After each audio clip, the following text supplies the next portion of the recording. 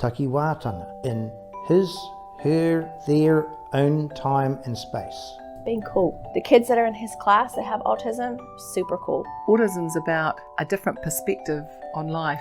And once you've met one autistic person, you've met one autistic person. There is nothing wrong with having autism, you know. The hardest thing with autism and intellectual disability and that is sometimes accepting it. They bring change.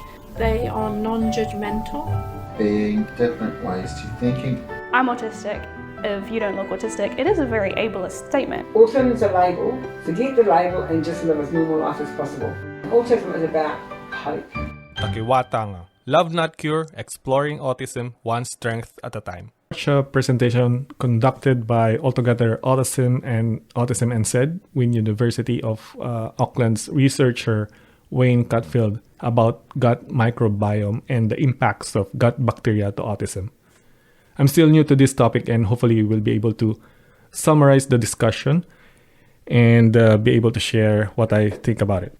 I had an episode last time about gut-brain axis, but was just based on what I've read, and I'm still learning up to this point. And everything I am saying is based on how I understood the topic.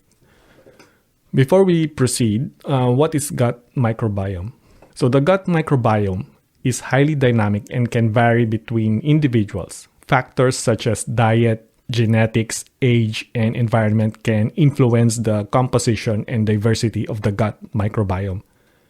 These microorganisms are involved in a wide range of functions, including digestion, metabolism, and gut bacteria aid in the digestion of certain complex carbohydrates that the human body cannot break down on its own. They also produce certain vitamins and short-chain fatty acids through the fermentation of dietary fibers. Immune system regulation. The gut microbiome plays a role in training and modulating the immune system. It helps the immune system in distinguishing between harmless and harmful substances and promotes a balanced immune response. Then protection against pathogens. The presence of beneficial bacteria in the gut help prevent the colonization of harmful pathogens by competing for resources and producing antimicrobial substances. Neurological functions. This emerging research suggests a connection between the gut and microbiome and the central nervous system, influencing aspects of behavior and mental health. This is known as the gut-brain axis, which I mentioned a while ago. So metabolic health, alterations in the gut microbiome have been associated with conditions such as obesity, diabetes, and metabolic syndrome. Researchers are investigating the potential role of the microbiome in maintaining metabolic health. Further to that presentation, I watched and the research that Wayne is conducting. The gut microbiome is a vast community of microorganisms, predominantly bacteria, which outnumber the cells in our body and collectively weigh more than our brain. Viruses are also abundant, influencing bacteria and other life forms in this dynamic ecosystem. Despite previous misconceptions about its significance, our understanding of the gut microbiome's crucial role in the health and wellness has greatly expanded in the past decades. It is now recognized that this complex community plays an essential role in digestion, immune system regulation, protection against pathogens, and even impacts neurological functions, emphasizing its importance in overall well-being. Early research on the gut microbiome often involved studies on mice. In a notable experiment, researchers focused on fraternal twins, one overweight and the other slim. They transferred the gut bacteria from each twin into separate mice to observe the impact. The mouse receiving bacteria from the overweight twin gained weight, while the one getting bacteria from the slim twin remained slender. This led to the intriguing question of what would happen if the gut bacteria from the heavier mouse were combined with those from the slimmer mouse. In the study, they looked at the tiny living things called microbiome in mice. They found out that microbiome from a mouse that's not chubby tends to be the boss over the microbiome of a chubby mouse, When they moved the microbiome from the not chubby mouse to a chubby one, the chubby mouse often became not chubby, which was a big discovery, by the way. This helped them start studying people too. The thing is, what they learn from mice doesn't always mean the same for people. So they have to do more studies with people to really understand how it works in humans. It's like a mice can give them a good idea, but they need to check if it's the same behavior for humans too. Scientists have looked at lots of studies that connect the tiny living things in our stomachs or gut microbiomes to different health problems. They found imbalances or issues in a bunch of conditions like being overweight, diabetes, allergies like asthma and eczema, bowel problems, not eating enough, feeling really sad, autism, Parkinson's disease, I think, and then Alzheimer's disease and many more. So the list is just keeps growing. But it's important to know that just because they find a connection in these studies, it doesn't mean that the stomach bugs cause these problems. It's a bit like seeing two things happening at the same time, but not being sure if one is causing the other. So they still need to do more research studies to understand if these stomach bugs are really behind these health issues. The connection between tiny living things in our stomachs and different health problems might not be because of problems people already had.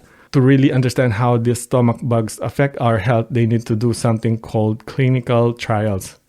These clinical trials help them see if the stomach bugs are really causing the health issues or if they're just there at the same time. So about 5 to 6 years ago, they started something called the gut bugs trial. The goal was to see if putting the tiny living things from really healthy and slim people into the stomachs of teenagers who were overweight and if they could help them lose their weight. So almost 90% of those teenagers each weighs about 100 to 180 kilograms. They joined the study, they split the groups into two, and one group got the real treatment with the stomach bugs from the healthy donors, and the other group got the fake treatment or what we call placebo. The group that got the real treatment got the stomach bugs from 4 different super healthy donors to make sure that there will be a lot of variety of stomach bugs. The trial, the participants went through a process to clean out their intestines to make a room for a group of tiny living things in the stomach called microbiome. And over 2 days, they swallowed a total of about 28 capsules, each with the size of an antibiotic pill. And the microbiome used in this process comes from human poop.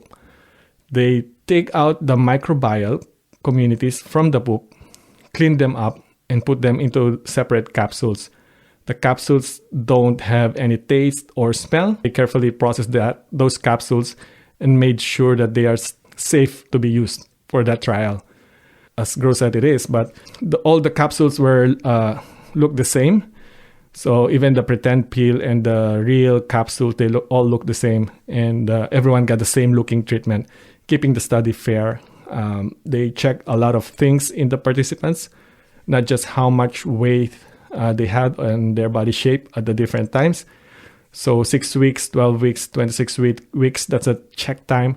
And importantly, at the point 4 of the half of the year or mid-year, they had initial conversation and the new microbiomes were introduced to participants and they successfully took over and flourished.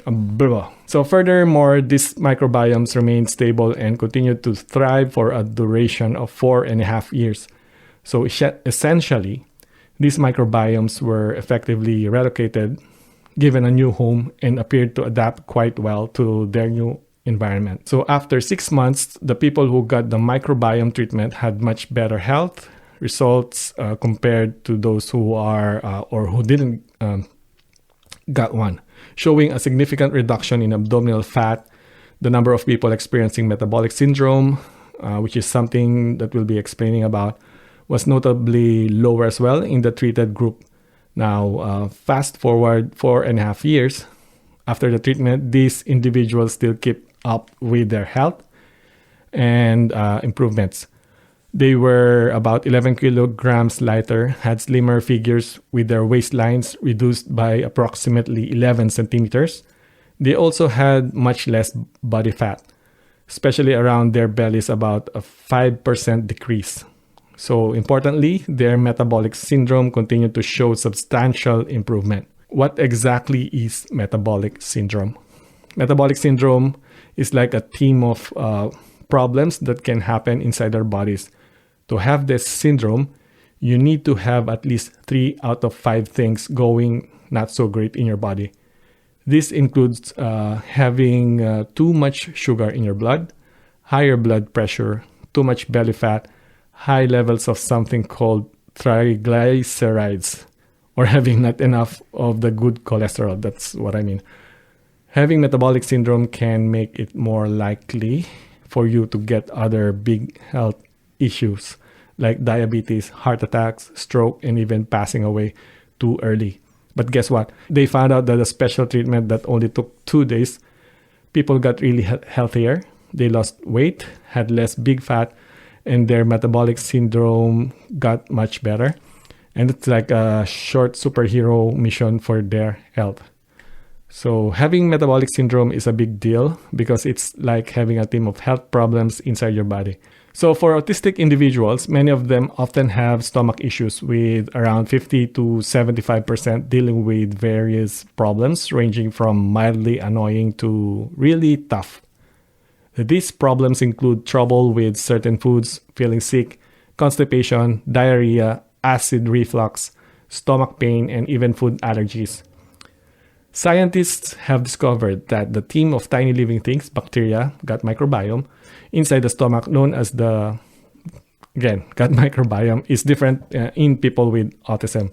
And it seems like the bacteria in their stomachs produce special chemicals, and these chemicals go into the stomach, then into the body and the blood.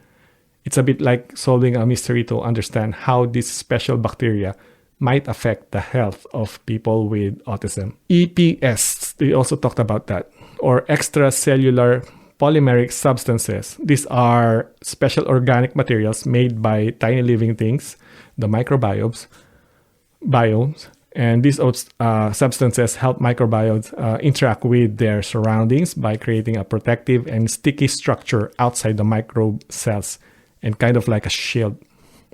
So scientists discovered that EPS might be connected to feelings of anxiety in people.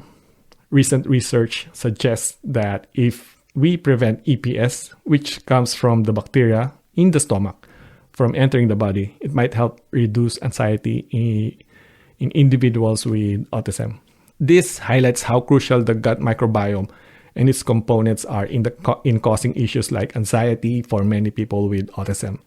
In the study, they are doing this cool thing called a randomized double-blind placebo-controlled trial. There are a bunch of people split into two groups. One gets capsules with a good microbiome treatment, while the other batch or other group gets a placebo, which is like a fake treatment. And what makes it interesting is that nobody or neither of the people taking the capsules nor the ones giving them knows which group is getting the real treatment.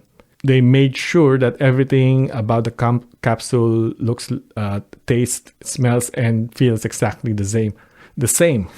This way, it's like a secret test, and nobody knows who's getting the actual treatment and who's getting the pretend one. It makes the study super fair and unbiased. The researchers are aiming to find out if capsules with gut microbiome transfer can help stomach problems, focusing on teenagers and young adults with autism. They're looking for about 100 participants aged 14 to 45 from all over the country. And they are especially interested in people with moderate to severe stomach issues because they believe that treatment could be most effective for them. So if you happen to be listening, if you're 14 to 45, have stomach problems, can swallow capsules like regular antibiotics, and okay with that, simple checkups, feel free to contact them. So the treatment involves a gentle stomach cleanse at the beginning of the day or day 0. In the study, people might experience diarrhea about 6 to 12 hours. It might not feel great, but it's part of the plan to let the new gut microorganisms settle. And then on the first and 10th day, participants take 10 capsules each time. And these capsules have their real gut microbiome supplement or a fake placebo. I think reduce the number of capsules from 20 to 20. And they made the microbiome components more concentrated, make it easier for people to take. So after the treatment, they will stay in touch with the participants for 6 months. There are questionnaires to learn about how their stomachs and overall well-being are doing. So that's the latest that I've heard that's happening around microbiome research that is being led by Wayne from University of Auckland. So hopefully they will have a good understanding about microbiomes and how these microbiomes affect people, children on the autism spectrum. And this will be a good